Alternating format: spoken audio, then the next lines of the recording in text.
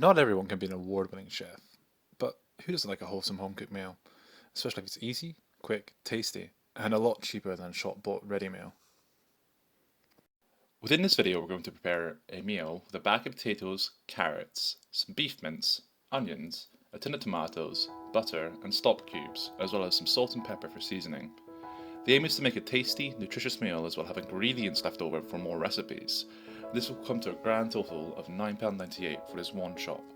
Meaning, with the leftover ingredients, you'll be able to make 2 cottage pies that can feed up to 4 people each, or use the leftover ingredients to make another meal entirely, meaning they can feed up to 4 people for £5. Now, I'm all sure we've heard about onions making us cry, but with a few easy steps, you can be on your way to slicing and dicing. Here's how. Begin claw shape with your hand, place your onion down on its side. Take your knife in a neutral, comfortable grip. We're going to cut the top up part of the onion with your knife. Placing it with the now flat side down, we then slice the onion in half. Then peel off the brown skin until you see the white underneath. Sometimes you'll see an extra layer of brown skin. We only want to see the white flesh underneath.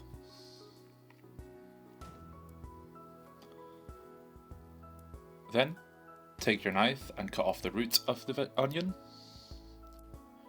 Now carefully take your knife sideways, making sure you have the claw, and slowly and safely cut down the middle of the onion, making sure not to cut all the way through. If your onion's a bit larger, you can do this 2 times. We are then going to take the onion, turn it, and start cutting down lengthways, making sure not to cut all the way through again. This is done to help make the pieces of the onion smaller for when we dice them.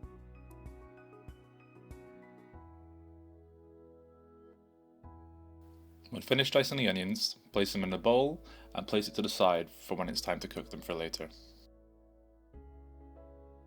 We're then going to take the carrots and start to prepare them for cooking. Take your knife and cut the top end and the bottom end off of the carrot. Do this to both of the carrots, just to make it easier to peel them. Taking your peeler, we are going to make sure that we start taking the blade facing towards the flesh of the carrot and slowly and safely making sure we stroke all the way down. Taking your knife, we're going to go halfway down the carrot, making sure we use the claw hand as we did earlier. And we do this to the other side as well, making it safer and easier for us to cut the carrot. Then, like the onion, we're going to start cutting lengthwise all the way down.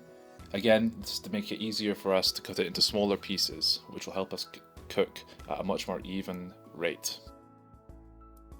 Then, like the onion again, start slicing down all the way. Do this with both of your carrots. And then just place in a bowl so it's ready to cook for later on. Then, taking roughly 4 large potatoes, we're going to cut the ends off of them to make it a bit easier for when we peel it later on.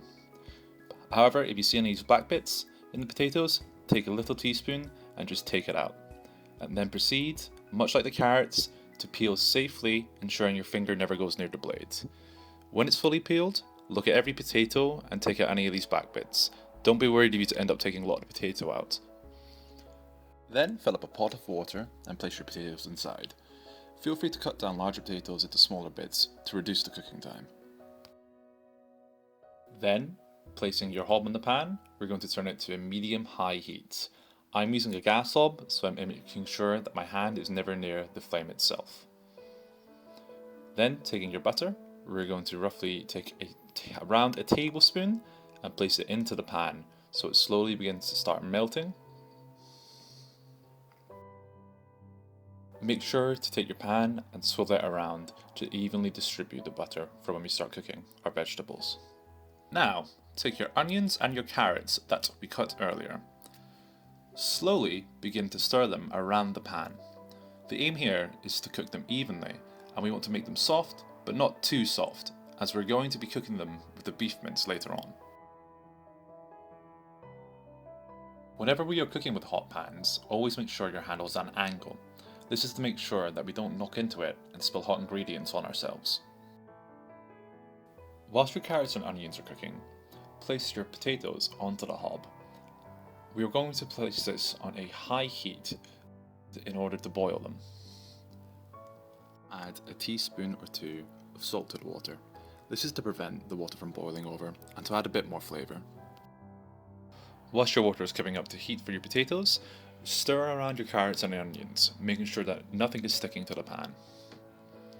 Then, taking your beef mince, we're going to place that into the pan with the carrots and onions, making sure that you take off any paper whilst doing this.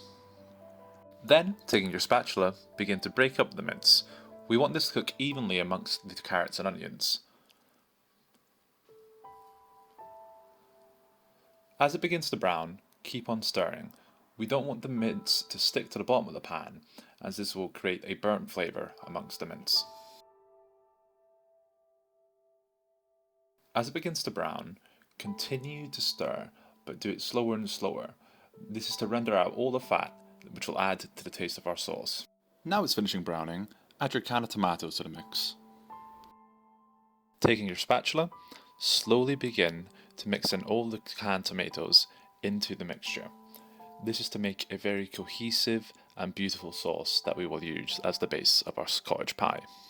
Now, after waiting between 20 and 30 minutes, making sure that the beef is all cooked through, have a wee taste. If you think it needs a wee bit more seasoning, add a wee bit of salt and pepper, as well as your stock cube.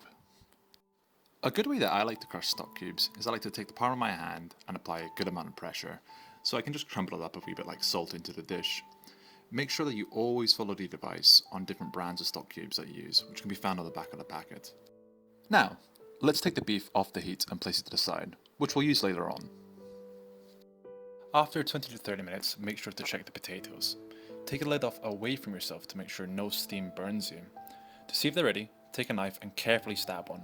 If you feel little to no resistance, it's about there.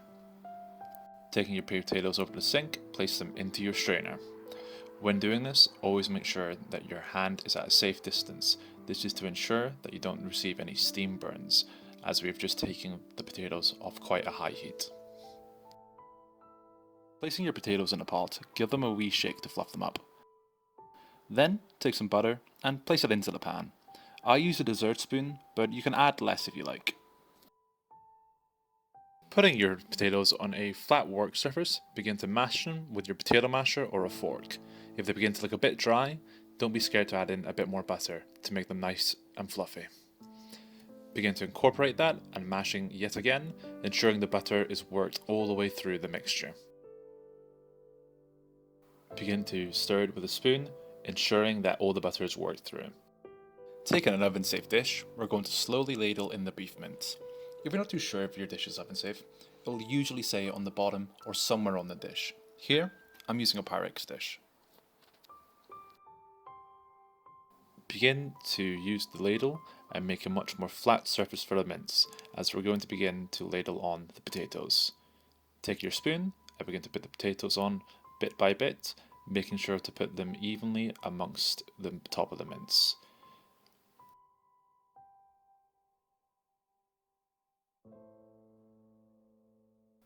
Once spread evenly, take a fork and begin to make little ridges. This will help us get a much more golden brown flavour when we begin to bake the cottage pie. Now, place roughly about a half a tablespoon of butter in the centre. This will add a bit more flavour and give us a bit more colour on the top of the potatoes. Then add a bit more pepper to the top of the cottage pie to give a bit more flavour. We are then going to put the cottage pie in the centre of a preheated 180 degrees Celsius oven, making sure we are always using the appropriate oven glove. After about 15 to 20 minutes, we are then going to check on the pie to make sure that we get a nice golden brown crust on the top. Once it has a golden crust, take a heavy towel or oven glove and carefully take out the cottage pie. Make sure your wrist or arm doesn't touch the oven or railings. We want to avoid any nasty burns. Cottage pie is cooling, let's prepare our peas. Put a pot of hot water onto the hob and on a high heat. Add a bit of salt to add some flavour, as well as to stop it boiling over like before. Once boiling, add the peas to the water. This will roughly take between 2 to 3 minutes to cook, but it will be done before the cottage pie gets old, so don't worry. Once finished, we are then going to turn it off the heat and take it off of the hob. Like before, we'll drain the peas in the sink, making sure our hand is away from the steam. And there we go. That's how you can make a cottage pie with peas, a full and healthy meal.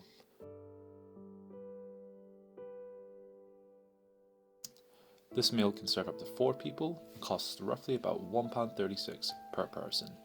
It's also perfect to freeze and have later on throughout the week. Make sure to check that the container is freezer proof or transferred to a plastic dish. Washed carry-out meal plastics are ideal for this, making it a great way to recycle. We hope you've enjoyed cooking with CHAP. If you have any recipes or advice you'd like to see, leave a comment down below and we'll be sure to get to it.